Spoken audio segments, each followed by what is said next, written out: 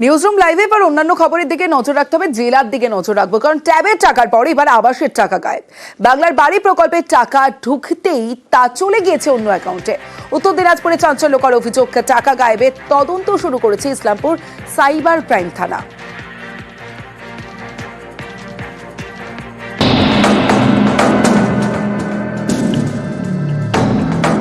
আবাসে বরাদ্দ বন্ধ করেছে কেন্দ্র, গরিবদের পাকা বাড়ি তৈরির টাকা দিচ্ছে রাজ্য সরকার। প্রকল্পের নাম বাংলার বাড়ি।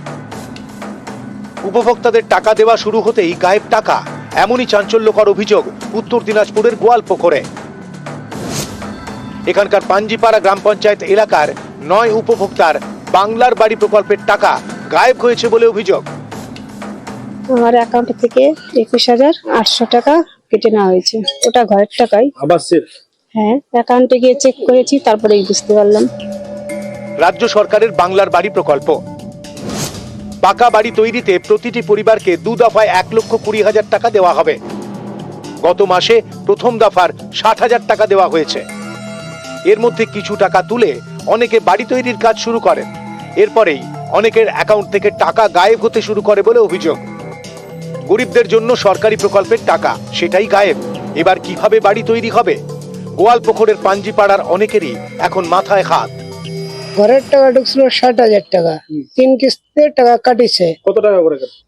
10,000, 9,000, 7,000। এখন কি করবো? এখন আজ অভিযোগ করতেছি, সরকারই জানবে, আমরা কি বলবো। টাকাটা যদি উঠে যায় তাহলে আমরা ঘরটা করতে পারবো, আর যদি না উঠে তাহলে অতটুকু আমরা দেখাবো। এটা দেখা যাচ্ছে যেমন কিছুদিন আগে ট্যাবের টাকা চুরি হয়েছিল, সেম কাহিনী এটাও। সাধারণ মানুষ ভেবেছিল যে আমরা ঘর দুয়ার কিছু করব যতটুকু পারি, বা কিছু পকেট থেকেও লাগাবো, কিন্তু এখানে দেখা যাচ্ছে সাধারণ মানুষের ব্যাংক অ্যাকাউন্ট থেকে নিজে নিজেই টাকা গায়েব হয়ে যাচ্ছে। শুরু থেকেই বাংলার বাড়ির টাকা নিয়ে সতর্ক ছিল প্রশাসন। কয়েক দফায় তথ্য যাচাইয়ের পর উপভোক্তাদের অ্যাকাউন্টে টাকা দেওয়া হয়। তারপরেও টাকা গায়েব হলো কিভাবে? ব্যাংকের কর্মী থাকবে না। যদি এইপিএস এর মাধ্যমে হয় তাহলে যেখানে ডকুমেন্টগুলো জমা পড়েছে সেইখান থেকেই কোনো কারণে হয়তো ফটোকপি হয়ে ডকুমেন্টগুলো বেরিয়ে যাচ্ছে। এই আধার কার্ড আর থাম ইমপ্রেশন যদি লিক হয়ে থাকে তাহলে কিন্তু ওটিপি পিন ছাড়াই বার করে দেওয়া সম্ভব টাকা। কয়েক মাস আগে রাজ্য সরকারের তরুণের স্বপ্ন প্রকল্পের টাকাও গায়েব হয়। এই প্রকল্পে স্কুল পড়ুয়াদের ট্যাব কেনার টাকা দেওয়া হয়। রাজ্য জুড়ে সেই টাকা গায়েবের অভিযোগ ওঠে।